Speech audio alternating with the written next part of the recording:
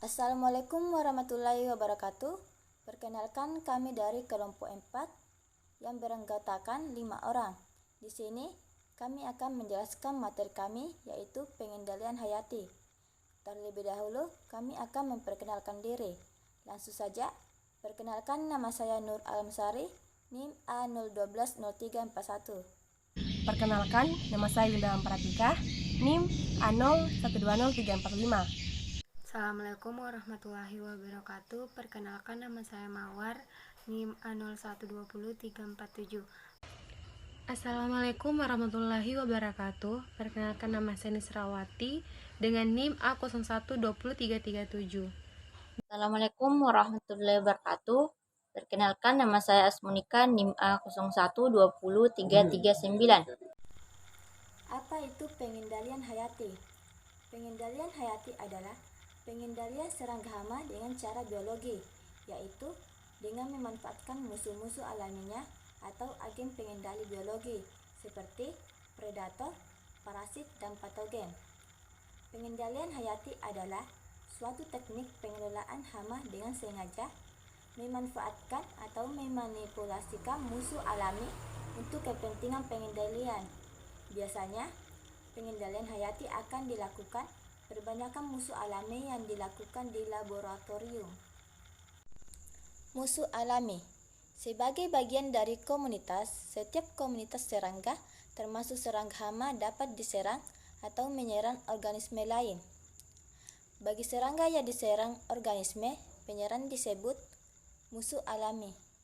Baiklah, untuk mempersingkat waktu, langsung saja saya selaku pemateri kedua akan menjelaskan yang pertama, yaitu parasitoid, predator, dan patogen. Yang kedua yaitu prinsip pengendalian hayati, dan yang ketiga yaitu keuntungan pengendalian hayati dan kelemahan dalam pengendalian hayati. Apa sih yang dimaksud dengan parasitoid, predator, dan patogen? Parasitoid merupakan serangga yang memarasit serangga atau binatang lainnya. Parasitoid menyebabkan kematian pada inangnya secara perlahan, menyerang setiap fase hidup serangga. Yang kedua yaitu predator. Predator merupakan organisme yang hidup bebas dengan memakan, membunuh, atau memangsa serangga lain. Selanjutnya yaitu patogen. Patogen merupakan salah satu faktor hayati yang turut serta dalam mempengaruhi dan menekan perkembangan serangga hama.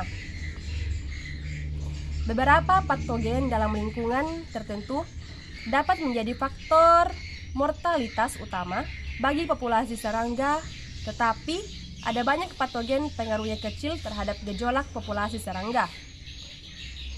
Beberapa agen pengendali hayati dari kelompok patogen diantaranya yaitu virus, bakteri, jamur, dan nematoda. Selanjutnya yaitu prinsip pengendalian hayati. Prinsip pengendalian hayati memanfaatkan musuh-musuh alaminya atau agen pengendali biologi seperti predator, parasit, dan patogen. Adapun prinsip pengendalian hayati yang pertama yaitu pengendalian hayati buatan. Pengendalian hayati buatan biasanya dilakukan dengan perbanyakan musuh alami di laboratorium. Kemudian yang kedua yaitu pengendalian hayati secara alami. Pengendalian hayati secara alami dilakukan dengan proses pengendalian berjalan sendiri tanpa campur tangan manusia. Pengendalian hayati dalam pengertian ekologi didefinisikan sebagai pengaturan populasi organisme dengan musuh-musuh alam hingga kepadatan populasi organisme tersebut berada di bawah rata-ratanya dibandingkan bila tanpa pengendalian. Musuh alaminya sebagai bagian dari agroekosistem memiliki peranan menentukan dalam pengaturan dan pengendalian populasi hama. Baik, langsung saja saya ingin melanjutkan materi dari teman saya, yaitu keuntungan pengendalian hayati. 1. Bersifat aman karena tidak menyebabkan pencemaran terhadap lingkungan maupun keracunan terhadap manusia dan hewan. Yang kedua, tidak menimbulkan resistensi terhadap hama. Yang ketiga, musuh alami bekerja selektif terhadap mangsa ataupun inangnya.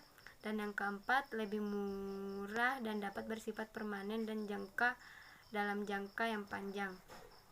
Sementara kelemahan pengendalian hayati yaitu hasilnya sulit diramalkan dalam waktu yang singkat. Yang kedua, diperlukan biaya yang cukup besar terhadap awal baik untuk penelitian maupun pengendalian sarana dan prasarana.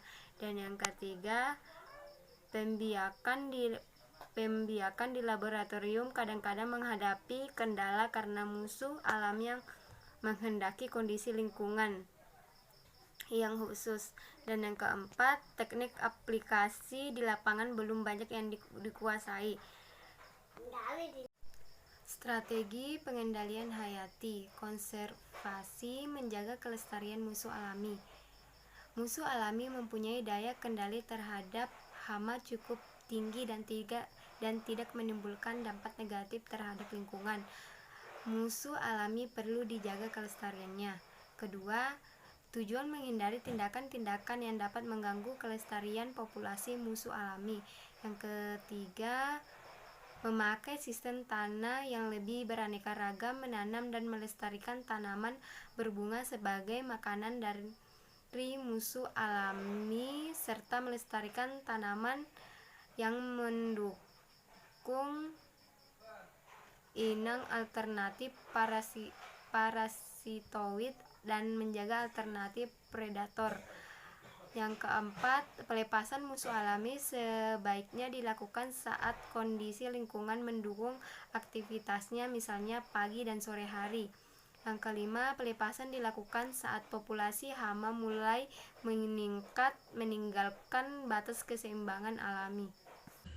Baiklah, kali ini saya akan menjelaskan tentang introduksi.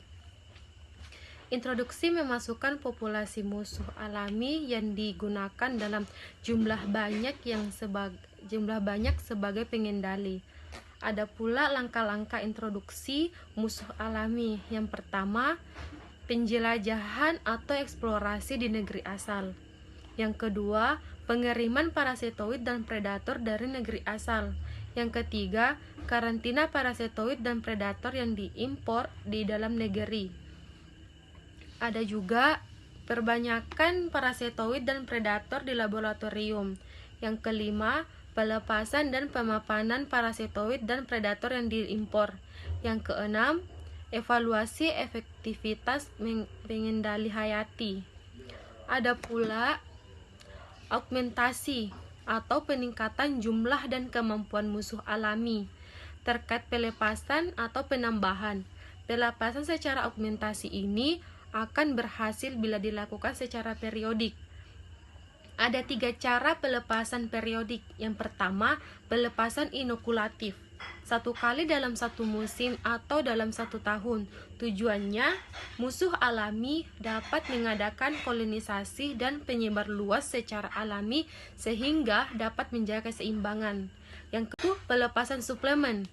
Pelepasan suplemen setelah kegiatan sampling diketahui populasi hama mulai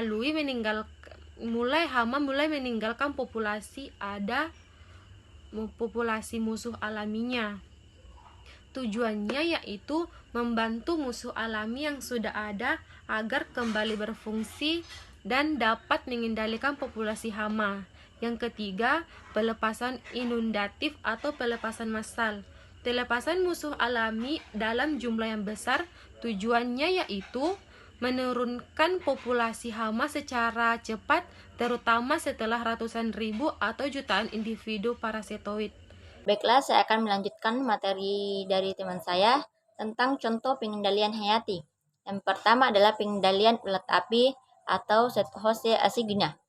Pengendalian hayati ulat api pada kelapa sawit dapat menggunakan mikroorganisme entomopatogenik. Cara ini efektif untuk mengendalikan hama pada stadium ulat, sedangkan jamur Cordyceps militaris efektif untuk kepompong. Yang kedua adalah pengendalian hayati untuk penyakit patogen tumbuhan, misalnya biofungisida Marfus P. Pengendaliannya jamur Ganoderma boninense. penyakit busuk pangkal batang atau BPB pada tanaman kelapa sawit disebabkan oleh jamur Ganoderma boninense. Jamur G. boninense bersifat saprofit atau dapat hidup pada sisa tanaman dan akan berubah menjadi patogenik bila bertemu dengan akar tanaman kelapa sawit yang tumbuh di dekatnya. Kemudian yang ketiga adalah pengendalian hama semut pada tanaman kakao dengan cara pemasangan sarang semut menggunakan daun kelapa kering, yaitu telah diikat atau daun kakao kering yang ditempatkan di dalam kantong plastik. Juga dapat dibuat dengan menggunakan daun kakao kering yang digulung.